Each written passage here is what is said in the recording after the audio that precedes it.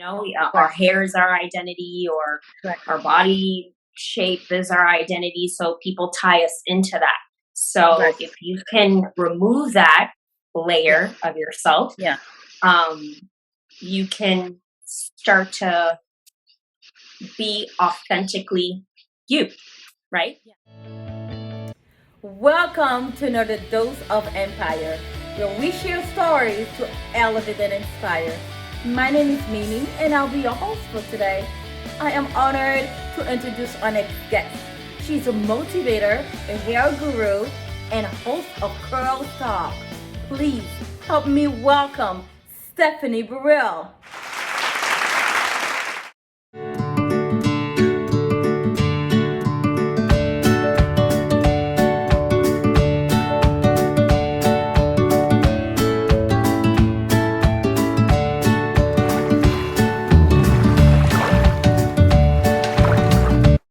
Oh my Stephanie, God. how are you? I'm good. How are you? What an introduction. Oh my gosh. Thank you. I don't think I did you justice, but we got You did. You did more than that. Can we pause and look at those curls? Guys, please, these curls. Thank you. I love Thank your you. curls. I love what you stand for. And obviously, that's one of the reasons I was aching for this interview. I'm like, when can I have this girl on? She's gorgeous inside and out. We met before, so it was just more reason for me to have you on here. So thank you so much for being here. Thank you for having me. This is truly an honor. I love interacting with people, especially like these conversations. So I'm so excited. Okay, so tell us a little bit about your website. I know you talk about hair. I mean, most people have hair. Most people have hair, right? So that is something we have in common, which I love. But you strive and you talk about your love for your hair and how we should encourage other people to love their hair as well. So how did that journey start? Tell us a little bit about that. I would have to say it started, I believe, like June or July of last year. Definitely in the height of the pandemic. I was over at my cousin's house and we were just talking, and my cousins are just entrepreneurs, innovators. So they're women that I definitely look up to, but I've always been shy. And when they told me, hey, you should do something like an Instagram page about your curls, I was like, are you guys sure? And they're like, yeah, do it. So they definitely motivated me to do it. I started the page and I don't know what happened. People followed. And now we're here. And now we're here. Yeah. No, you have been amazing. But remember, Stephanie, the last time I saw you, you cut your hair. I remember you telling me the story. Yeah. And I wanted to cry. But for those viewers who have not heard the story, tell us, how did it happen? You cutting off your hair. How was the feeling behind it? Tell us. For those of us who are not courageous enough to ever get something like that done. Well, I think it was just bound to happen, to be honest, but it was one of the years that when I was living in Haiti, and I was going through somewhat of a rough patch in my life. Mm-hmm. So at that stage, I had like a bob, a shortcut, and it was relaxed hair, so it had chemicals in it. And then my roommate and I decided to go dye our hair one Sunday. She did hers like a fiery red. I bleached mine like super bright blonde. And it didn't take more than a couple of days for chunks of my hair to just start falling out. Yeah. So obviously the chemicals did not mesh well.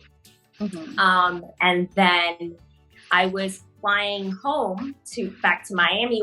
I believe it was in December, and my grandmother actually said, "Oh, I can take you to a barber to cut the rest of it off." So I said, "Sure." Oh my God! Yeah. So my grandmother took me to a barber and cut just the back, because once he approached the front, I was like, "Please do not touch the front of my hair, and that haircut cost probably like $5. It was like super choppy, disorganized, and so I had like a soccer mom haircut. So it was like straight and long in the front, and then but like that's damaged. Yeah. Oh, but like in the back. You could see. So what was he trying to do? Was it he or she? It was a he. So was he trying to remove the damaged part? So that's why. I think what he was trying to do was remove the relaxed part, because that there you could see the definition. So like the person who dyed my hair completely. I had a little bit of natural growth. So he tried to get from there, but it was like patches of like blonde and natural and non-natural hair, and it was just a hot mess. I'm so sorry. Yeah. So that was my first haircut, and then after that I returned back to Haiti and I did 3 more haircuts. And my last haircut was actually a woman, was phenomenal, and she just said, "I'm gonna cut everything off." So because and what did you say? I was just like, okay, because you trusted her. She told me the honest truth. She told me it did not look good at all. I was trying to preserve the little length that I had, and it was getting to a point where I couldn't even style it. So she literally chopped it all off where I could see my scalp, and that's what jump-started my journey. Okay. We need to keep it 100. Did you cry at any point? As I'm listening to the story, I wanted to cry just a little. Because the idea of cutting my hair, because we hold our hair so dear to who we are, is just, my hair been with me ever since I was a baby. Yeah. Even though there are new growth. Those hair don't stay with you forever. But the idea is that part of me been with me forever. I just remember summertime is the time we braid our hair, and I have 2 other sisters, and that was the time we all match, our hairstyle match for the entire summer, because my parents, they didn't have time for it. So that is something there are so many memories with that. So my first question to you is, how did you know to trust the person who cut your hair? Because I think that's always a hesitancy for a lot of people, not knowing if they can trust the hairstyler. So what did she say to convince you? Or maybe it was the way she said it to give you that peace of mind, to give her that trust. I think what really made me trust her was that she had a shortcut herself. Oh, so nice. Just seeing the style on her, and she said we have the same, I guess, facial structure. I guess that's what helped her like sell it to me. But honestly, her having a short, like pixie cut was just like it for me. And I was like, if she could do it, I could totally do it. Okay, awesome. I think it makes a difference when you can listen to people share experiences, and I think that's one of the reasons these conversations are so important. You listen to people share experiences coming from an authentic place, and I think you can relate even more. Oh my God. So for how long did it take for your hair to grow to this beautiful curly hair like it is right now? Thank you. Let me see. I did that cut in 2018. So now I'm on my 3rd year. Yeah. Okay, that's 3 awesome. years natural. So was there at any point after your hair was fully chopped up, you second guessed yourself? Obviously, I saw you, gorgeous. I don't think I couldn't even picture you with long hair. I remember when you were telling me the story in DC, I'm like, this girl is gorgeous as she is. Sounds like you did this because you got up one day and you just cut it off and it looks gorgeous, but I couldn't. Did you have it at any point second guess and say, oh my God, maybe I should have just let it grow? Did you ever second guess yourself? No. I can honestly, wholeheartedly say I did not second guess myself. I feel like when I did that, I was conscious of that it was a journey that I was about to begin. So that was really important for me. And that came with everything, not only my appearance changing, but myself, my values, what motivates me, who I want to surround myself around. Yeah. So it was just, to me, it needed to be done, so to speak. Right. I feel like everyone struggles with like that kind of identity thing, you know, our hair is our identity, or our body shape is our identity. So people tie us into that. So if you can remove that layer of yourself, you can start to be authentically you, right? You're not holding on to that crutch. That's so many people are like, oh my gosh, your hair is so pretty when it's long or when it's straight. You know, now that I don't have that, you have to accept me for me. Right. Oh, I love that. But you are also natural. Obviously, can you ever see yourself going back to perming your hair? And the second part to this, would you even put color in your hair again? I would dye my hair. I don't think I would ever do bleach again, because it's really damaging. Like, it just, now learning more about like chemicals and stuff, like it's something that really, we shouldn't really be putting in your hair. Obviously, if it's professionally done, it comes out beautifully. So dyeing my hair, I'm not opposed to it. When it comes to like perms, relaxers, absolutely not. My hair is so much more natural, even though it's 10 times more work.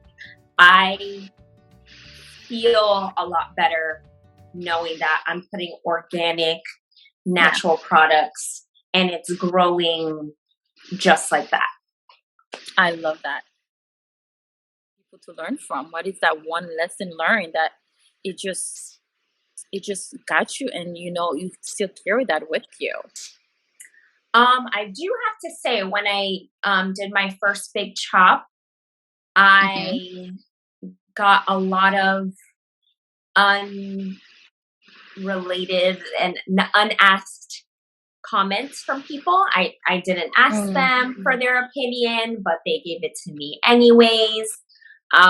That's something that, I don't know, I feel like not that I probably wouldn't have experienced here in America, but in Haiti, it's such a small area that we were in, that everyone knows each other. Yeah, the comments that I would get, and why did you do that? You look better with long hair. And oh my God. Another thing, a lot of those negative comments were from men. And I was just like, I didn't do this for you. The women that were supportive were very, very over the top supportive. Oh my gosh. They lifted me up every single time.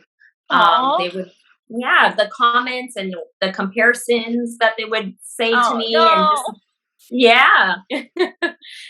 so, I met a lot of positive people and then negative people. So it really, it opened my eyes to a lot of things, what people are looking out for, more of appearance than like character.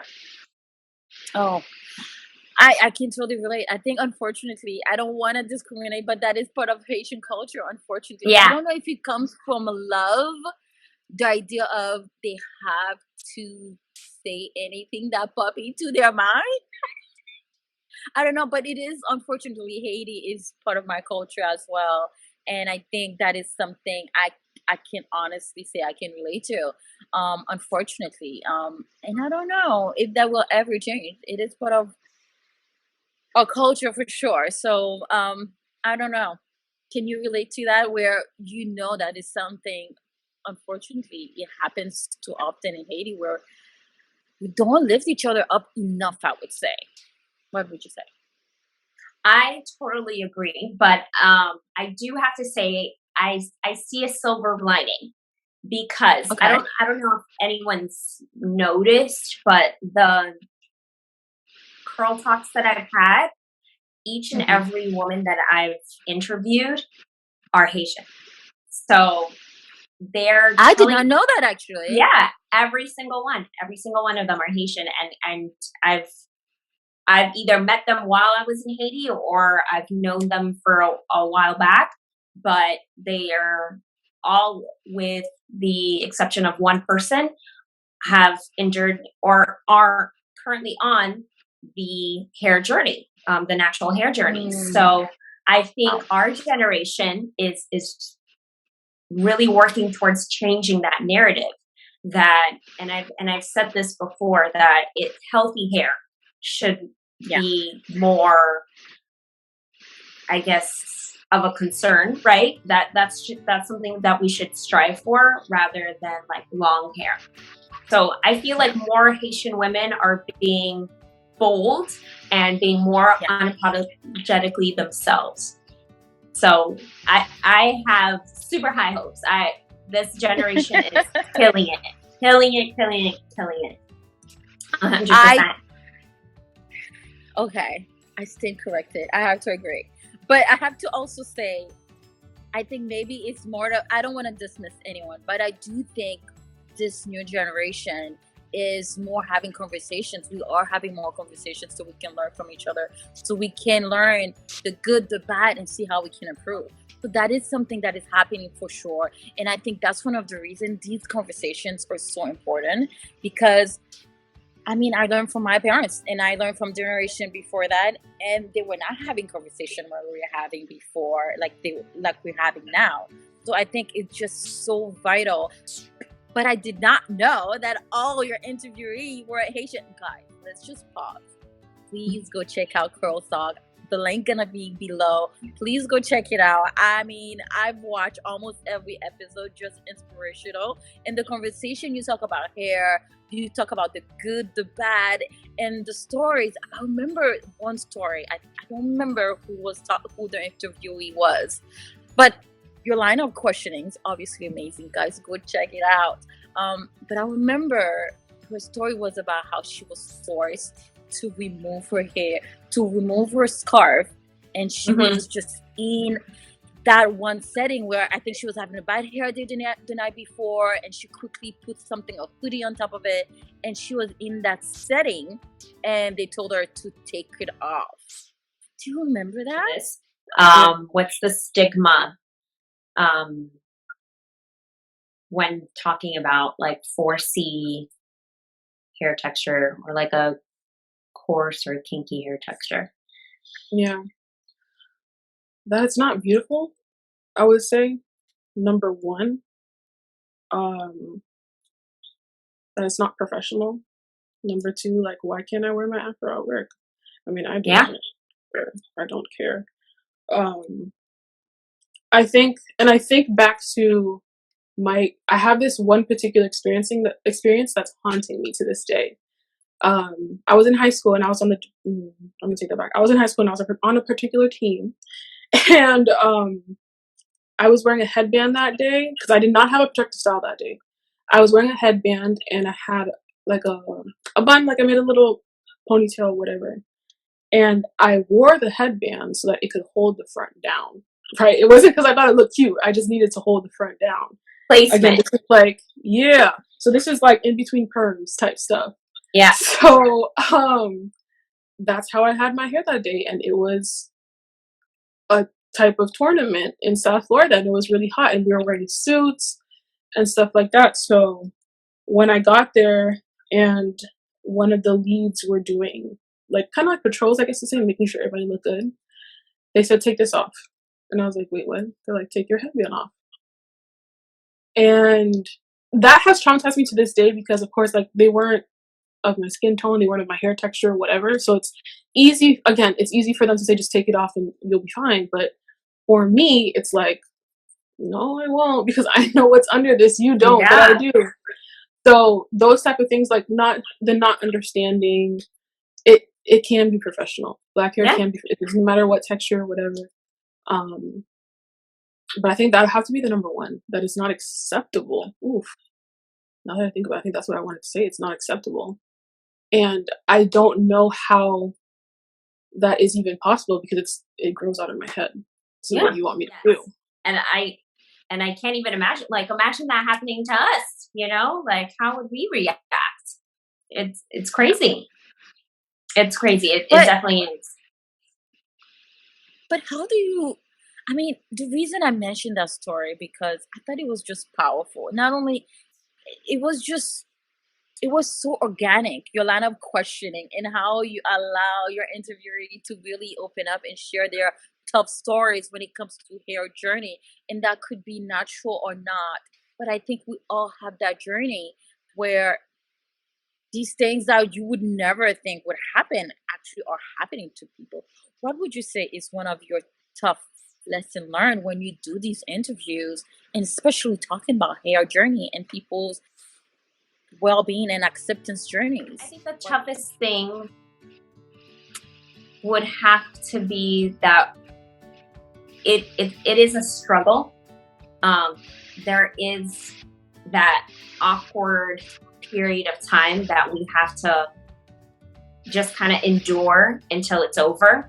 Whether it's what stage of hair growth they're in, or if they're going through something, there's that phase in your life that you're just like, oh my gosh, like how long is this going to take? This is actually really, really difficult. So, but the positive is it made me realize that we're more alike than we thought, you know, as women that in different cities and countries, there's some similarities in our stories. We have more in common than differences. I couldn't agree with you more. We wanted to take a moment to thank all our new subscribers. Please don't hesitate to comment below. Let us know how you enjoying our podcast so far, or if you have any recommendations so we can continue to give you great contents. Thank you so much for listening. Thanks for watching. Now, what do you do when you're having a great hair day? I mean, sometimes I'm having a great hair day. I just cannot contain myself. I'm just like, probably do some of the time. I'm like taking pictures. What do you do when you're having a great hair day? Literally before I got on here, I was like trying to take as many pictures as I could. So I was like, oh, this is the perfect time, like, to take pictures. Yeah, a good hair day should be recorded. It should be celebrated, you know? Something that you tried and strived for worked. So those are my big wins.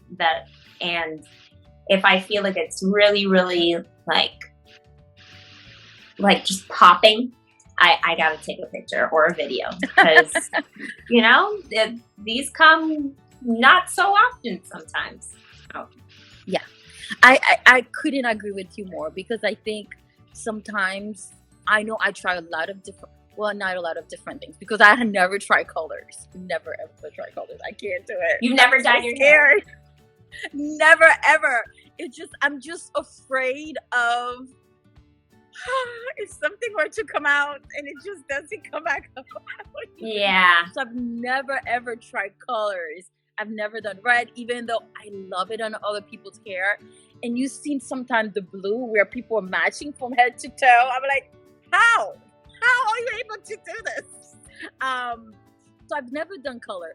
But what I love about the fact that you took a leap of faith and have your account where you sharing all your ups and downs and what you try and what you haven't tried. What is one of the hardest styles that you thought wasn't gonna work and maybe worked? Tell us one of the hardest style that you tried, or maybe and then at the end your curl just turned out so good. I think the style that surprised me the most, that I didn't realize how much time it would take, but it came out pretty decent, where I tried to do passion twist, so it's a type of protective style. Tell us. Okay, so I'm so not knowledgeable. What is a passion twist? What is that? Hopefully I'm explaining it correctly. The hair that I purchased was already in a curl shape. So I believe it was just twisting it, and then the ends remaining curled. Ooh, so nice. Okay. Yeah, that took a lot longer than I thought. So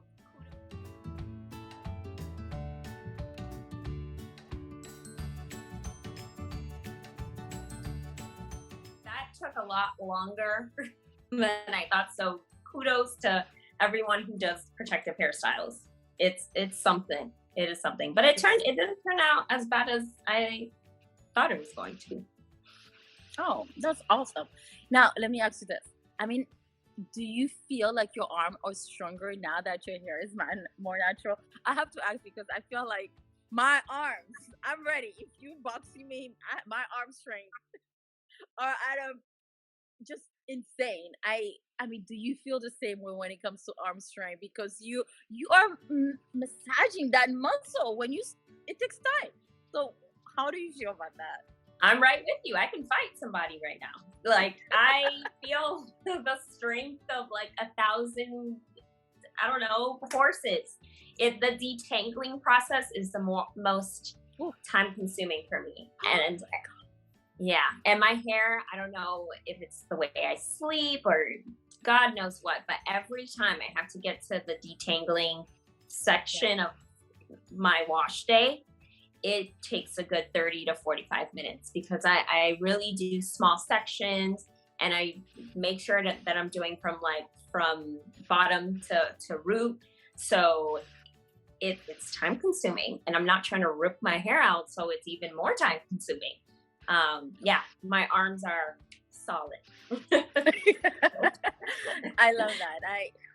So with that being said, walk us through the process of what a typical night routine when it comes to your hair.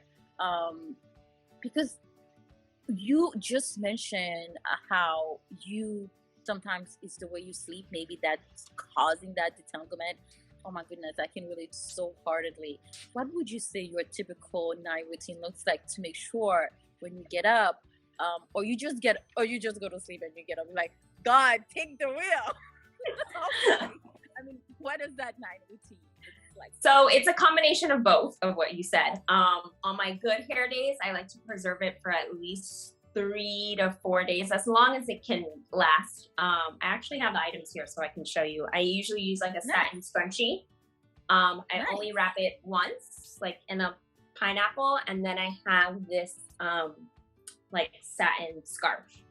That's pretty much it, and it preserves pretty well. But the nights that I just am over it, I sleep as is, wake up, and I tackle whatever needs to be tackled in the morning for sure.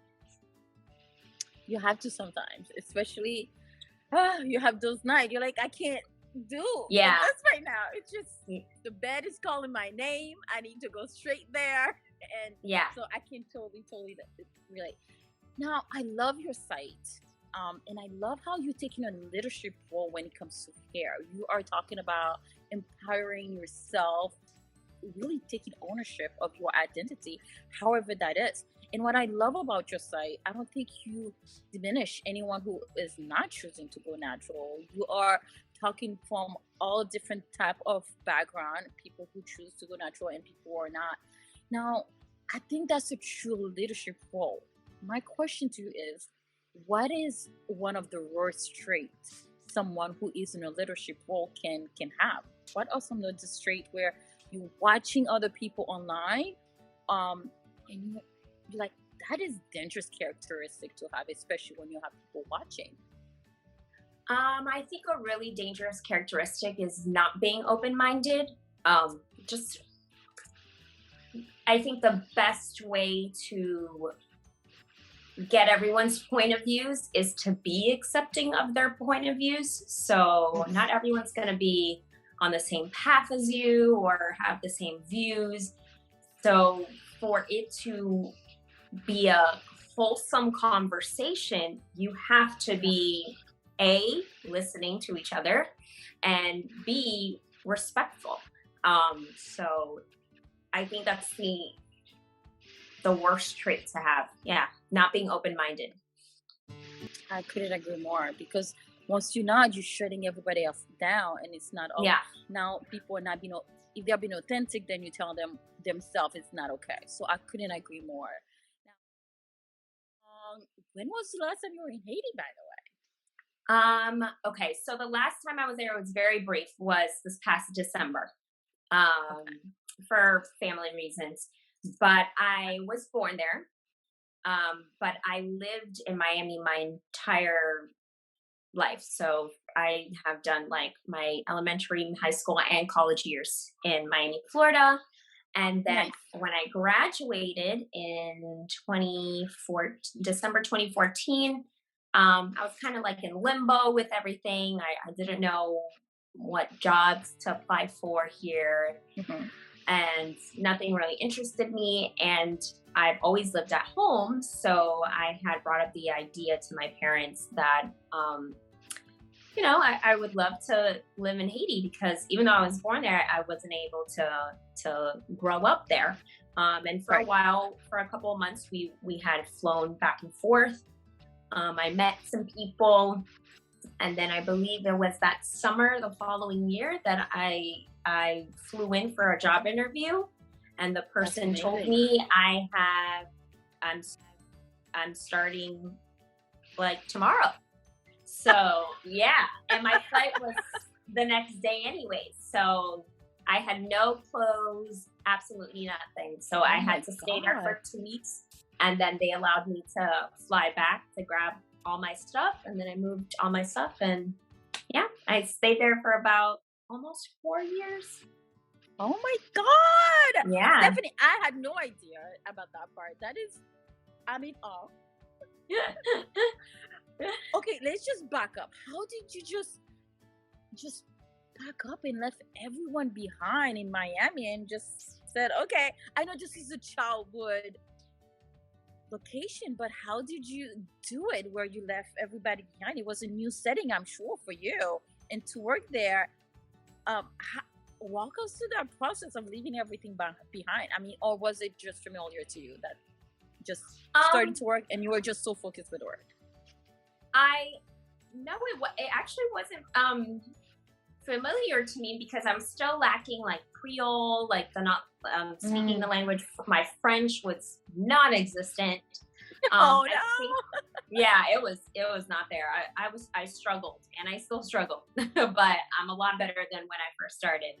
That's awesome. But I think what drove me to really move over there was just seeking independence, more independence. Again, I lived with my family my entire life.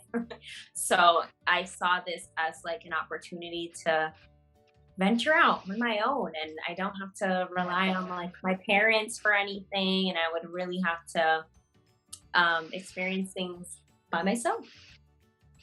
I love that. I think sometimes we have to take this leap of faith.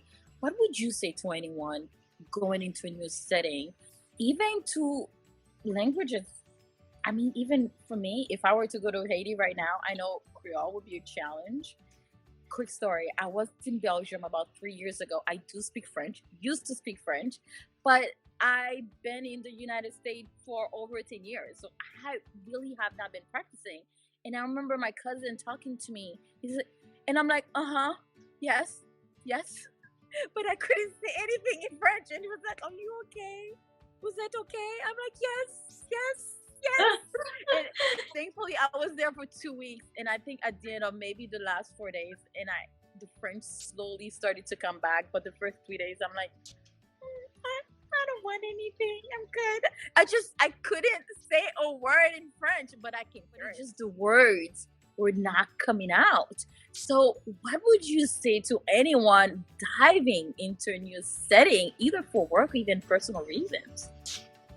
I would say do your research. Definitely do your research. Really see what the native language is over there. The area that you're going to be in, because even if you're in a city, it might be like a suburb, or is it, so just really researching the location, and make friends, talk to everyone, and you never know who you're gonna mesh with, and you're bound to find someone who speaks English. So that I think just being really open and putting yourself out there. I couldn't agree more. I cannot imagine how you did it for 4 years.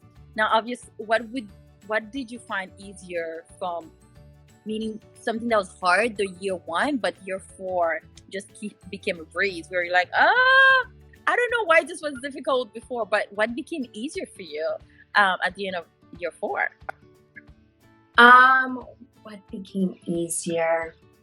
I do have to say my roommate at the time, and also my best friend, she really helped me a lot with the just learning about Haiti and the language. Anytime I had a question, I would just forward everything to her, and she would really help me out. Yeah, she was a really big staple in my time there, and she's born and raised in Haiti, so I learned a lot through her.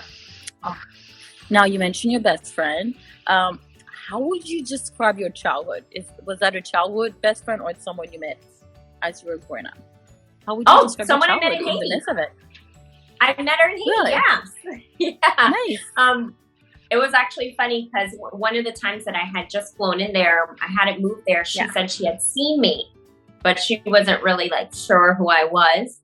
But then while I think it was like the first month that I moved there, that's when we got to interact, and we clicked ever since. So I think it took us like 4 months, and we're just like, let's move in together. And we're like, okay.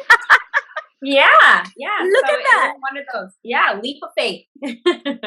Yes. Oh my God. Look, if you didn't even take the job, probably you would not even Met been her. such a great friend with her, or even Yeah. met her. Oh my. We wanted to take a moment to thank all our new subscribers. Please don't hesitate to comment below. Let us know how you enjoying our podcast so far, or if you have any recommendations so we can continue to give you great contents. Thank you so much for listening. Thanks for watching. I remember when I was younger, everybody was getting their hair perm, and my father was like, "No, nobody in my household getting their hair perm because." And I remember him saying how damaging the chemical was for our brain.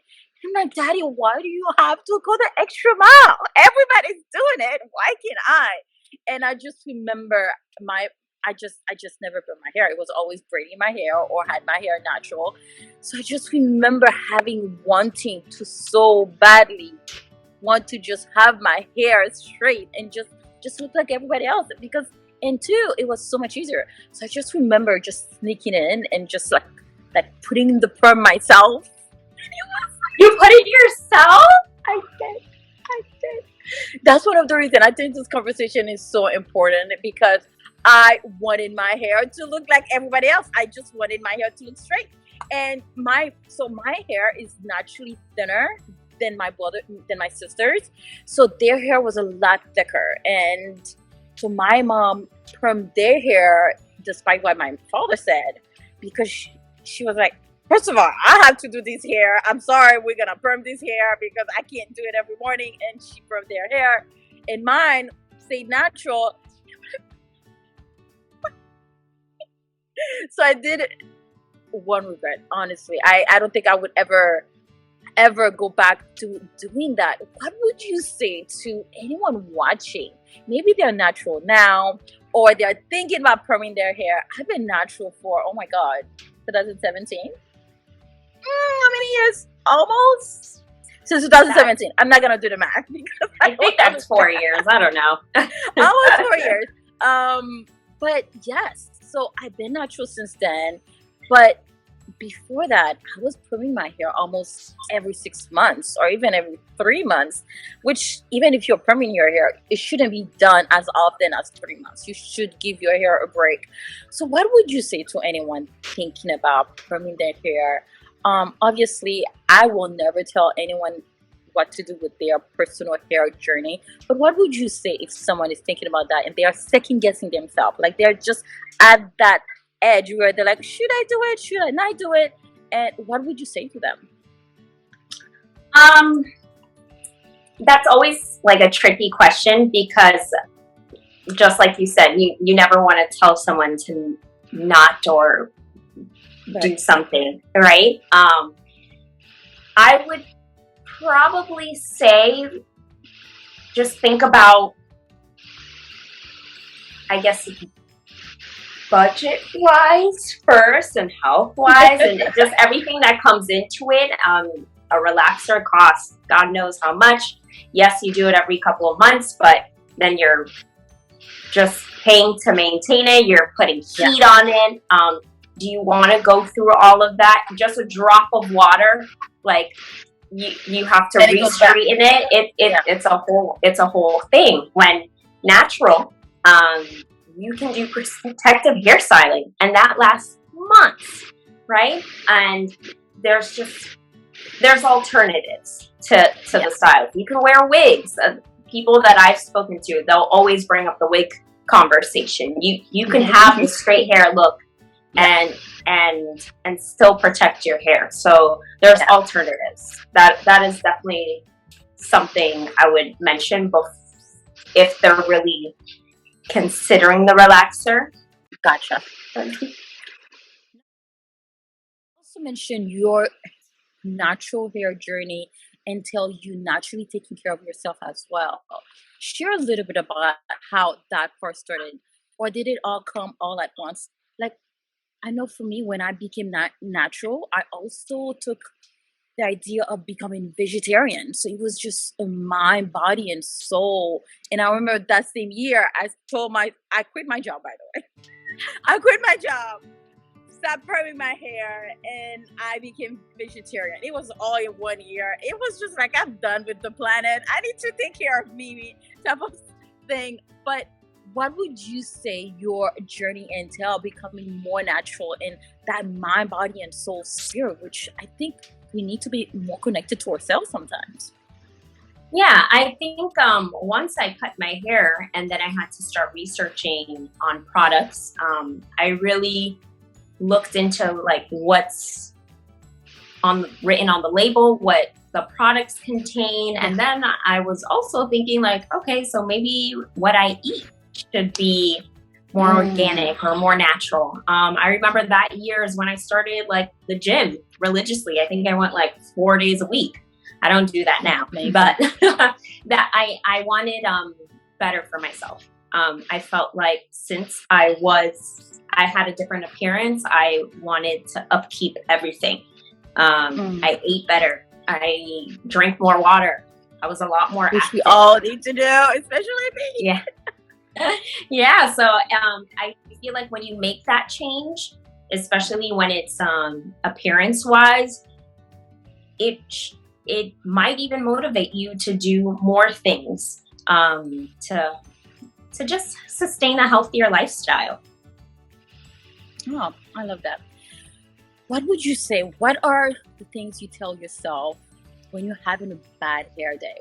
How do you deal with those?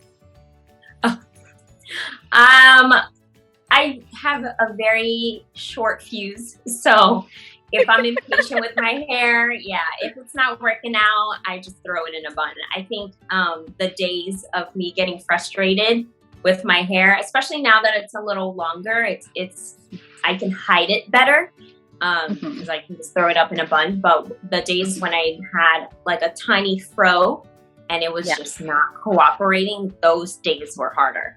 I did get frustrated. I would cry.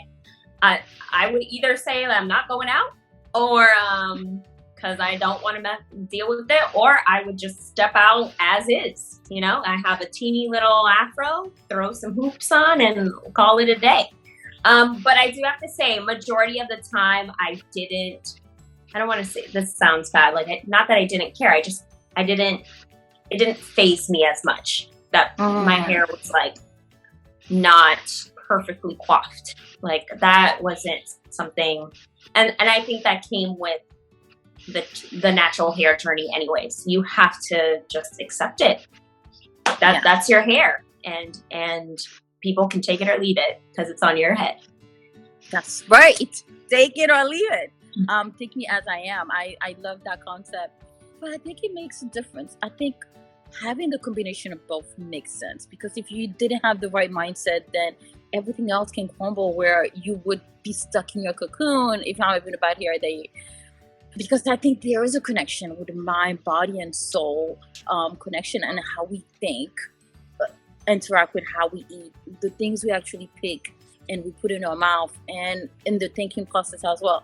So it makes sense to have all of it combined. I love that. Now, what is one of the most important risks that you took and why? I think the most important risk I've ever taken, and I don't regret it at all, is making that move to Haiti. I think that was a pivotal moment for me. I learned independence. I learned about my culture. I learned a new language. Independence, just everything. I really put myself out there. While I was there, I worked different jobs, but for me to be able to work those jobs, I had to introduce myself and really prove myself to those employers for them to hire me, and really show them why I'm different from somebody else. So taking that leap was a really, really important time. And it happened at a good time too. I wasn't too young, and it wasn't at a time that I just needed it at that time. I was young, but I don't know. It needed to happen. It needed to happen for sure. I needed a kick in the butt. A big kick in the butt. Sounds like it was perfect timing. But what is one thing would you say, oh my God, I wish I've done this sooner? And it doesn't have to be Haiti specifically. Either your hair journey, doing the chop, or going to Haiti. What is one thing you wish you'd done sooner? I wish I created this my curl page when I cut my hair. I think that would have been really cool to document the highs and the lows back then in that time frame. I would have had like so much more content, and I like comparing my photos, the ones that I do have, because it's cool. Like I can notice the growth, I can notice the change. But I do have to say that the Stephanie I was then, it's a little more different than the Stephanie now. So that would have been cool to document. I love that. It makes sense. But God gave us exactly what we asked for. Were sure. you ready back then? Probably no, definitely not. And I feel like I enjoyed my journey more because I wasn't stuck on my phone and trying to, take the right pictures and stuff. Now I have, and I don't do it so often because of work. I truly do it because it's fun and I enjoy it. I don't do this for money or anything. I truly enjoy interacting with others. But yeah, back then I wouldn't have really been as focused. So I like that I can do it now, for sure. I love that. So I love the fact that when you're talking about different products, you're looking at the ingredients, you look at the label. I'm ashamed to say, I never look at the label. So watching your page, I'm like, oh, were we supposed to do that for what we put in our hair too? But I have to say, I do that for what I put in my mouth, what I eat. And if you just have too much sugar, it's not going in. I'm sorry. It's going to stay on the shelf. But walk us through the process of maybe an ingredient, if you see it in the label, anything dealing with hair, you think it's a big no-no. Let me see. Anything with well, one thing I did learn, there's certain alcohols that are beneficial to some extent. But when I learned, I can't think of it, the exact name for the exact term on the top of my head, but there's certain alcohols that are really damaging, which obviously you think alcohol, like why would I put it in my hair? I didn't know that. Yeah, it's really drying and I learned also that the first 3 to 5 ingredients that are written on the label are what they use more of. That is what's more contained in that product. And then it lessens out. The percentage, it diminishes like when you read it like towards the bottom. So like when the first two are like alcohol and something else, it's kind of just like like that means that they use a big amount of it. So I really look for things that say like water or purified water. I really love like tea tree oils and peppermint oils, anything that's like invigorating. So yeah, those things I really look out for. And I'm one of those people that like, I have an experience when I'm like washing my hair. So if my scalp doesn't tingle, if my shampoo doesn't like do like the lathering bubbles, like I am not happy. Like I need to see it, I need to smell it, I need to feel it. It needs to be an experience for sure. Now, walk us through the process of what a wash day looks like, because I've heard different versions of what people do before they even wash their hair. What is your version of washing your hair looks like? So, I've done the pre-poo before. It's when you're applying like some sort of conditioning product on dry or damp hair before you wash it. I feel like for me personally, I feel like it's just an extra step and I'm wasting water. So I go straight. Yeah. I try to minimize my time in the shower, like that I need to, cause it's already like a 30-minute shower. So anything longer than that, like I'm just in there for too long. Right. I go straight into the shampooing, and shampooing, I do it at least 2 to 3 times, like rinse, lather, rinse, all of that. Then I would, it depends. So if I feel like I need an extra kick of moisture, I'll do a hair mask, and then I'll step out of the shower for like 10 to 15 minutes and then come back, rinse it out. Or I'll just jump in with like the conditioner, leave the conditioner in for a couple of minutes and then rinse it out. What I used to do was I used to detangle in the shower. That took That's forever. what I do. Yeah. I can't do it because I realized when I style, I have to detangle anyway. So I'm like, why am I doing this twice? So I eliminated that. That is true. Yeah, I have to tackle it anyways. So I just rather do everything at one point, and then so shampoo, condition, jump out, and then that's where I'm really doing like the heavy duty work is the styling process. So tiny sections, drench it with water, and then the products that I feel like using that day, and then detangle. It's like a whole other issue. Yes, it is. Oh my God. Hence the workout. It's a workout. Yep. it is definitely a workout. Oh gosh. So I have to ask, I know we talked about one of the key ingredients of having a great day, but what is one of the key ingredients of having a great hair day for you? I would say water. Like I'm surprised how much. Also, yeah, I'm surprised how much of a difference it makes.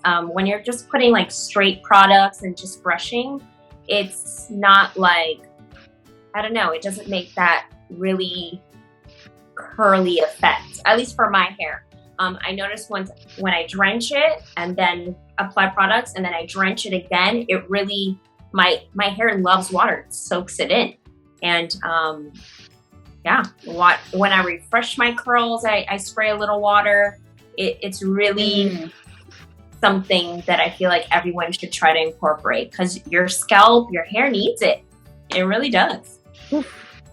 How often do you actually use it? So this is me totally being curious because I think I got everybody like really into like spraying your hair with water, not just pouring, just spraying a little bit because I think it makes a difference. And I didn't realize. I think people talk about drinking water, which is good for you, but actually spraying your hair with just pure water does wonders. How often do you actually do that? I'll be honest, maybe like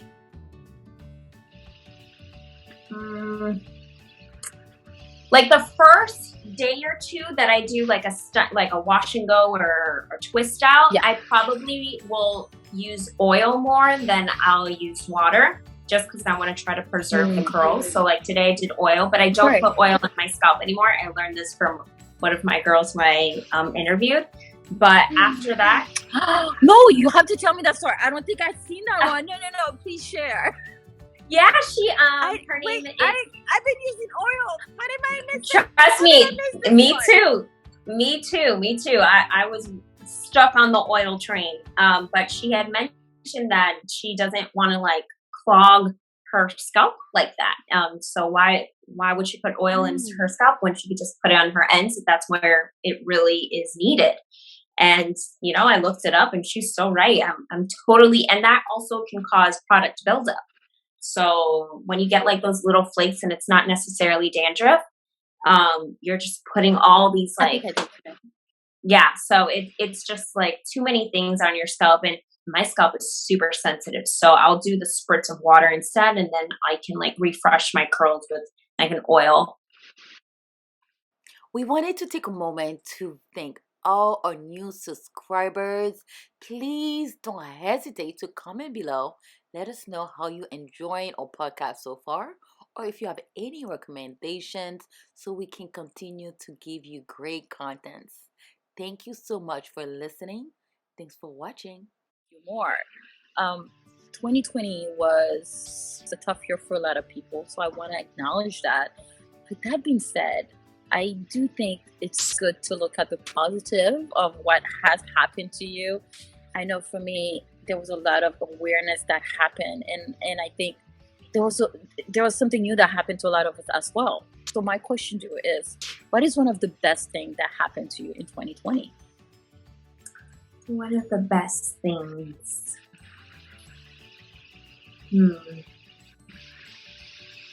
As you said, 2020 was very difficult. I guess I'll highlight a rough patch, but what made me realize that everything was going to be okay. The month of November was really, really hard for me. I was going through a personal life situation that affected me dearly and affected me work-wise, personal life-wise. It just destroyed me. On top of that, I had learned that my grandmother was dying from cancer. So with that, thank you. I know she's in good hands right now. So I didn't know any of that, and neither did my siblings. So we were kind of just told to fly in with no warning. Nothing was said to us. So when we saw her, it was just a realization like, oh my gosh, life is short and she will leave us any moment. So when I came back, I just, whatever was that situation that was affecting me dearly, I kind of just changed that in my mindset. Like, okay, life is short. I have to get out of this funk. I had to remove myself from this negative space because I was talking down to myself. At a point, I truly believed that I hated myself. So once I saw my grandmother and I knew mentally that would be my last goodbye, I kind of just shifted gears. And I kid you not, I think it was like the week after I received a blessing, you know, and life started kind of picking up again. So I truly believe like that was like, it was a sad moment, but it definitely brought me back. It centered me 100%, because I think in that stage I was becoming a little selfish and neglectful, if that made sense. Like I was selfish, only thinking about myself, but also neglecting like myself personally and emotionally and physically and all that. So once I made that shift, things made more sense, and I saw things in a different light, for sure. Oh, thank you so much for sharing that. And my condolences. I'm so sorry to hear about your grandmother. My grandmother, I can totally relate. Totally relate. The last time I was in Haiti was because of the funeral of my grandmother. So I can as I'm listening to the story, I can totally relate. Being in a funk and also losing someone that was so dear to me. But I have to admit, it took me a while, and I think I got lucky to get out of the funk. But I think sometimes we need these impact to really help us get to the next stage of our lives. And I think that's one of the reason, even though 2020 came with a lot of oof, oof, um, even for me, I think I love your share because you said that gave you that wake up call, and it was just that one thing that really allowed you to really get to that next stage. What would you say to anyone who is in that funk right now? What word of encouragement would you tell them um, really make it to the other side? Um, I it's tricky, but I am a true believer that time heals all. You have to be patient. You have to get through that next day. And with time, it does get better. So you just have to allow yourself to push forward. You really, really have to be patient with yourself, the people around you, and the situation that we're in. 100%. I couldn't agree more. I couldn't agree more. Listen, it is a struggle for me. So I see a professional. I had to because I was in that funk very deep. And I think one of the things she says is give yourself time. And I think I couldn't agree with you more. Sometimes, I used to be a runner. I used to run 400 and 200 meters. So I always want to get to the next stage like tomorrow, like yesterday. I'm like, why am I not there yet? So I couldn't agree with you more. And I think that is a struggle for a lot of us because we just want to get there, feel good right away. So I think it makes such a difference. So let's talk more about your childhood. Did you have any brothers and sisters? Tell us a little bit about your childhood. I have two younger brothers. The middle brother, we're actually, every year we're the same age for a month. So we're considered Irish twins. We're only, there's a name for it. So currently now we're the same age. But That's once it's awesome. my birthday. I did not know that, by the way. That is so cool. Yeah. Does he call you and tell you, listen, we're the same age, you can't tell me what to do? Wait, are you the oldest though? Are you the I'm oldest? I'm the oldest. Yeah. Oh my God, that's so cool. Yeah. I'm the second oldest. I couldn't take that role. They would perish. My brothers and sisters would perish if I was the oldest. That is a big role. I mean, how did you take on that role as an older sister? They didn't really, well, the middle brother, he didn't really treat me like the older sister. He just saw himself at some points as the older brother. But my youngest brother, we still are, but we're going up, but very close. So I took over, like I tried to act like his mom a lot of the times. I don't know, just want to boss him around, but it's definitely cool. And it's funny because I think I'm the only cousin in my family that doesn't have a sister. Everyone else is like paired up in twos and sisters, but I have two brothers. So I have no idea like how to, like how it feels like to have a sister whatsoever. I know a brother is fighting, loud, food thrown everywhere. Like that's what I'm used to. Oh my God, I love it. That's okay. It sounds like you have enough girls in the family for a lifetime. So God knows what he's doing. He knows what he's doing. He does. He does. He knows I can't share. He knows I don't know how to share. So it worked out. You see? Imagine if you had two other sisters instead. I know. I mean, the fight. I know. So just grateful. He knows what he's doing. I couldn't agree more. I have two sisters and God.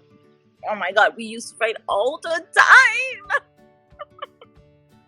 So, are you the middle or the youngest? I am the second oldest out of 4. And okay. I wanted to be the baby and I wasn't. And that's a whole different story for another day.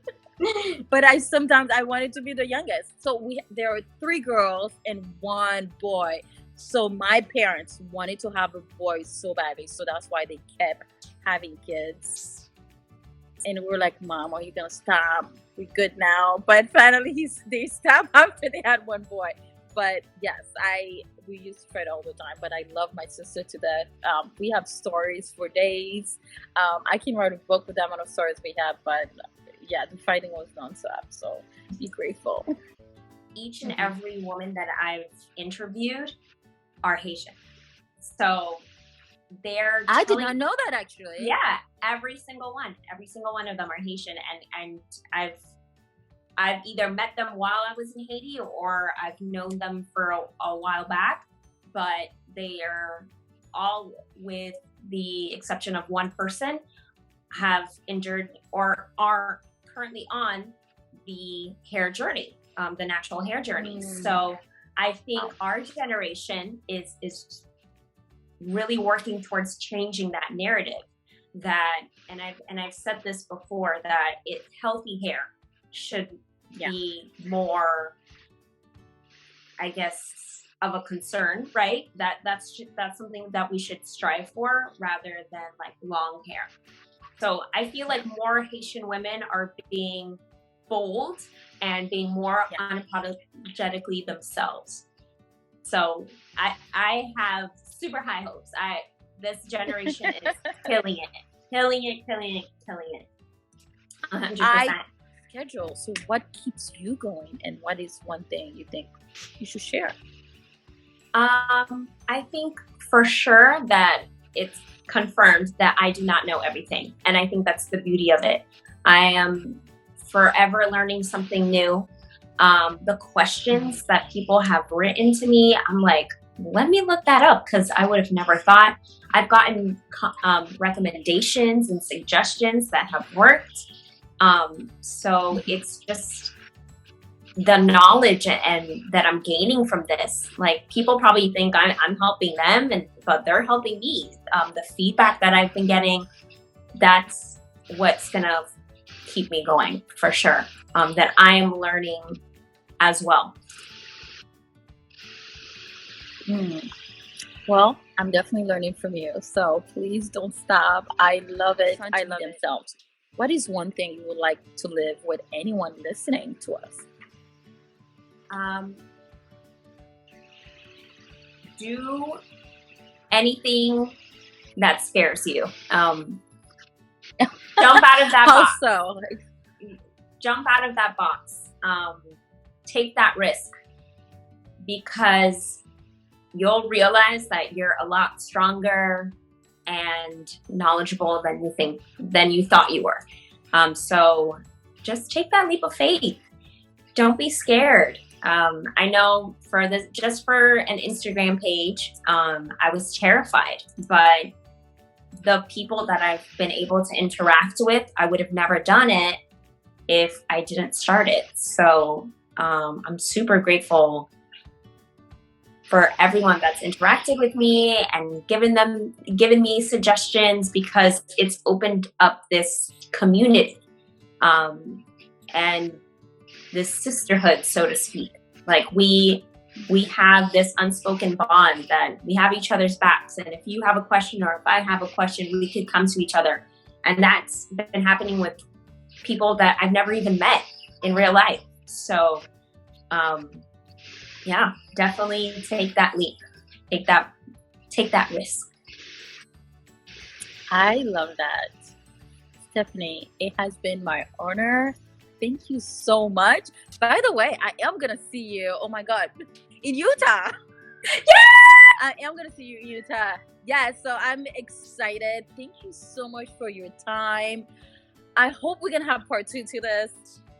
Oh, I would be so down to do it. I am excited for your next episode. Honestly, guys, go check her out. Her link gonna be listed somewhere below, somewhere around here.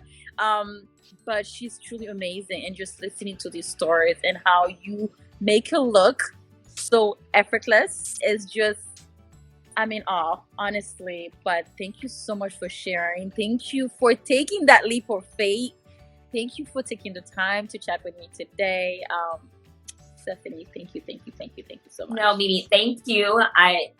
Honestly, I was so nervous, and this is I'm usually on the other end of this, so now that I know what it feels like, I absolutely love it, and I'm so supportive of everything that you do. This is amazing. I wish you the ultimate best. If you need anything, please do not hesitate. This was amazing. Thank you so much. I learned more about myself talking about myself. Oh no! Yes, that's awesome. Well, you said it best. You said it. We already created this community of sisterhood, and I think it's so vital. And I stand corrected because I couldn't agree with you more. I think more than ever, we are creating that bond. We are creating that community. And for those of you watching, if you're not convinced, I know I am. So, Stephanie, I couldn't agree with you more. And thank you so much for your time. Thank you so much for having me. I appreciate it.